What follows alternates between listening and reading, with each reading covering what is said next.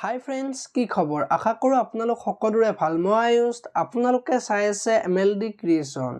ৰং চেনেলত সম্প্ৰচাৰিত হৈ থকা বৰষুণ ধাৰাবাহিকখনৰ আজিৰ খণ্ডটোত অভিক দেউতাকে মাতিব আৰু ৰিয়াক তই কিয় খং কৰি আছা বুলি সুধিব। আৰু তই ৰিয়াক এতিয়া বেয়া পাবলৈ বাদ দি আপোন কৰি ল। তাইৰ লগত থকা দূৰত্বটো আঁতৰা আৰু ৰিয়াক সঁচাই বহুত সলনি হৈছে বুলি অভিক ক'ব। এতিয়া বাৰু অভিয়ে কি ক'ব দেখিবলৈ পাব আজিৰ খণ্ডটোত ৰিয়াই মাকৰ আগত অভিয়ে যে আন কাৰোবাক ভাল পায় আৰু সি যে অতি সোনকালে বেলেগৰ লগত বিয়াত বহিব সেই কথাটো ৰিয়াই মাকৰ আগত ক'ব। আৰু তেতিয়া মাক আচৰিত হৈ পৰিব আৰু সি আগতে কিয় কোৱা নাছিল বুলি ক'ব।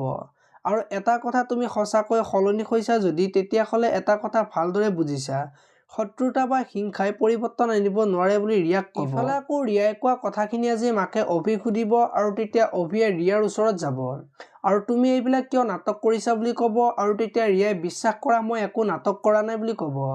আৰু তেতিয়া অভিয়ে তেন্তে এয়া কি আমাৰ বিয়াখন এখন নাটক আছিল বুলি কৈ থাকিব আৰু সেইখিনি সময়তে মাক আহিব আৰু অভি বুলি মাতিব।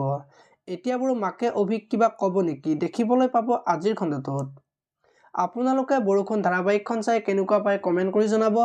যদি আপোনালোকে এতিয়ালৈকে ভিডিঅ'টো লাইক কৰা নাই লাইক এটা কৰি দিব আৰু যদি চেনেলটো প্ৰথমবাৰৰ বাবে চাই আছে তেতিয়াহ'লে চেনেলটো ছাবস্ক্ৰাইব কৰি বেল আইকনটো প্ৰেছ কৰি দিব।